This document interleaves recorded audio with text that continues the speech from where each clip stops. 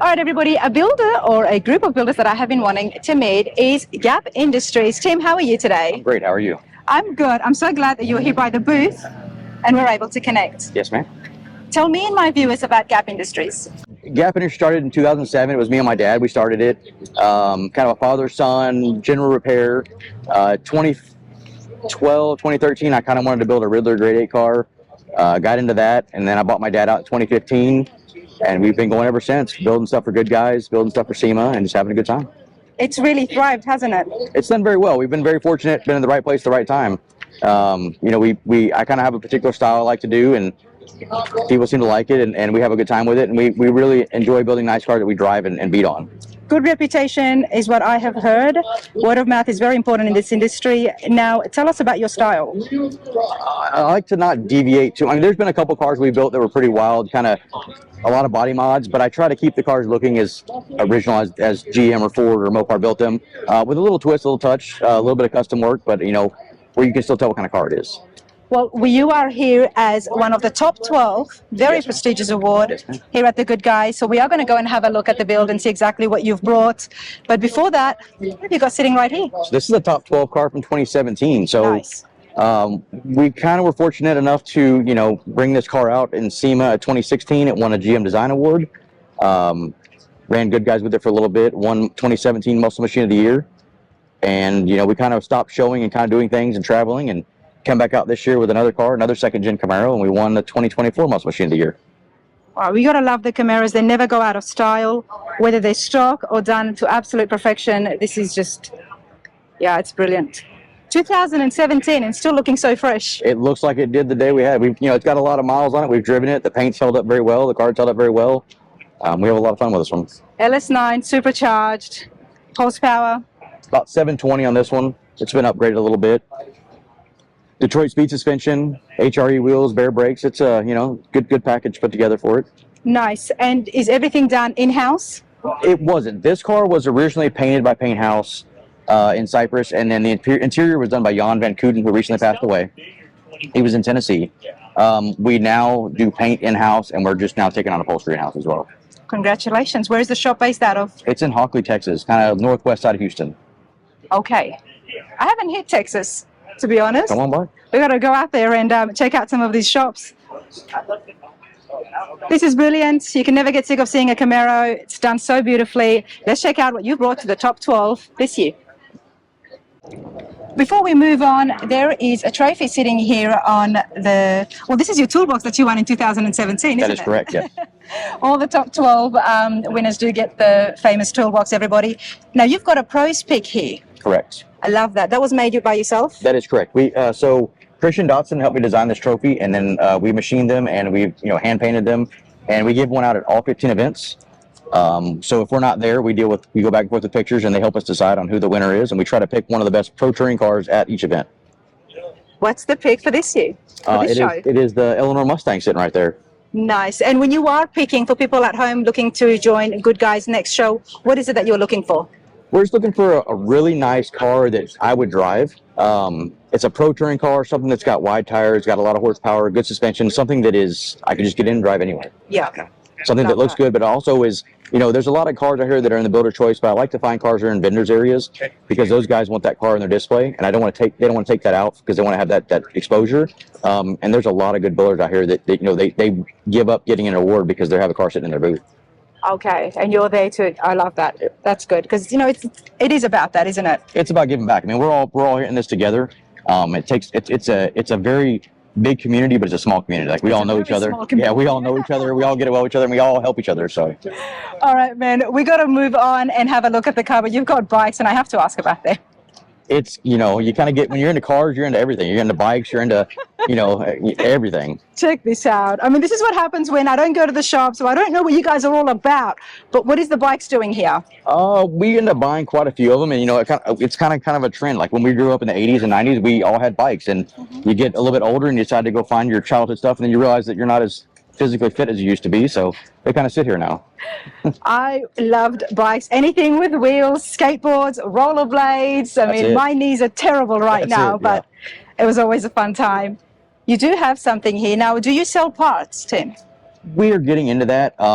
some stuff, the market's kind of, we try to make things that lately we've been doing things one-off, but there is definitely a need for stuff. And I think, a lot of guys like Troy and the guys from BBT have hit the market with mirrors and handles, and there's little things that we're getting into, but we're starting to make a few things for ourselves right now. Okay, what have you got here?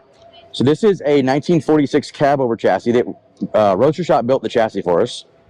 Was an old tow truck, and we wanted to do something really cool. And working with the owner, it's got a PPE built Duramax and a Allison transmission, and just trying to build a really over-the-top cab over. So it's kind of got put on hold for a while. He's kind of bought a bunch of other projects, and we plan on trying to bring this thing out to Good Guys and do something fun with it. I love the COE trucks, everybody. There's something about them, and they are coming around. They are, but you don't see a lot of them with the billet cantilever and the billet A-arm and one-off EVOD wheels. When are we going to expect this? When can we expect it? That's a good question. So we're going to probably do something cool with this and kind of surprise people with a few things we're going to do on it. So I would imagine the next 2 years we'll have this thing out. Everybody check out the rendering right here. And I love it when they've got a before picture. And this is what we're going to be looking for in hopefully 2 years' time.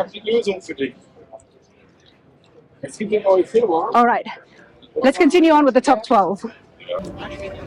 All right, Tim, congratulations. Muscle Machine of the Year again. Again.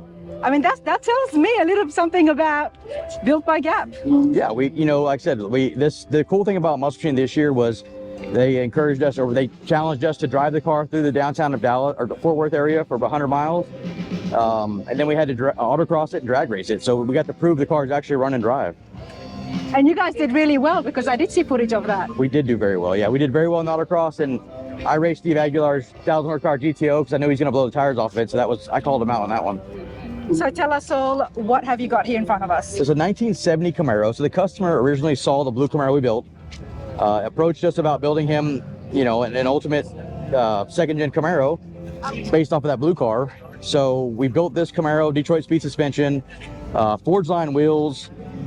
It's got a dedicated motorsports 416 cubic inch LS motor with Frankenstein cylinder heads and intake. So let's come over here into the engine bay, and I know that music is loud. You've really cleaned everything up here.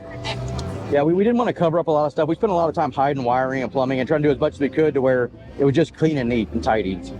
But everything is still so accessible because this is going to be a driver. It is. We've got a couple hundred miles on it. It's a very raw car. It's not a lot of stuff covering things up. You can get to everything. It's got triple master cylinders. It's a 6-speed car. It's a blast to drive. And what was the horsepower? It had a little around 500 to the back tire. Okay, nice. I think if somebody's going to daily drive something, that is an appropriate amount. You can get too much. 500 is pretty good. We could have gone a little more. I think it'd be a lot more fun. With now more the trend is everybody's doing 1,000. Yeah, 1,000 horsepower is nothing nowadays. No, it's not. All right, let's have a look here. Now, you've kept the stock body. Yeah, so the body's been refined and dialed in, and Vastine painted it. Vastine's Paint Garage put the black paint down on it. We did a few things. We built inner fenders in the firewall, try to keep it clean and simple. Mm-hmm. And then originally when he brought it in, he wanted black with red interior, and I couldn't do it. So I went with a bold move and I switched it to a blue interior, and he thought I was crazy. But Did you tell him, or? I did. I was like, hey, I really can't do red. I was like, this isn't the 90s anymore. We've got to change that up. So I picked a blue interior and I matched the motor to it, and he wasn't on board at first, but after we did it, he's glad we did it. And like I said, it's got dark blue interior. We did a bunch of accents to it. I love it. We're going to have a look at the interior as well. Yep. And we have seen black and red done one too many times, in my opinion. It is, yes. So this is different. One of the favorite features is definitely the split bumper. Correct. We love this, and I'm glad you kept it. And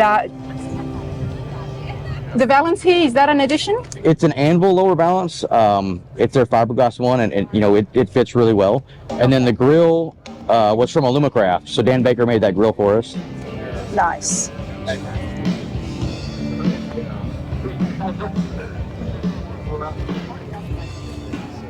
Yeah, I'm glad, because if this was red, it's like, okay, yeah, of course, red and black always go well.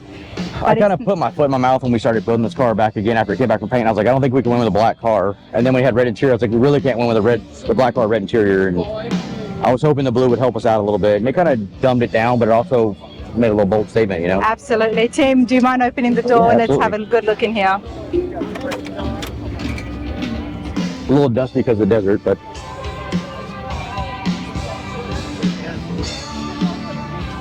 I like what you've done with the center console.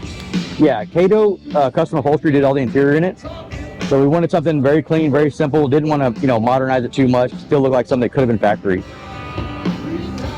And the gauges? They're from Dakota Digital. Vintage air. Nice. And you've got half a row cage. And I like that you've still kept the back seat. I don't know how comfortable it is, but it's back there. It's back there. But I'm excited about what you're going to do after this. We've got quite a few big projects in the works, and one, I mean, I've got a lot of customers that travel to the shows with me, even though their cars aren't here. And we've been brainstorming and coming up with some cool ideas, and they're kind of on board with some of my wild ideas that I have. And Okay. I think we have some really cool stuff coming out. I'm excited. Here it is, another one of the top 12 builders showcased. Beautiful Camaro. Tim, I appreciate this. Thank you very much. Thank you.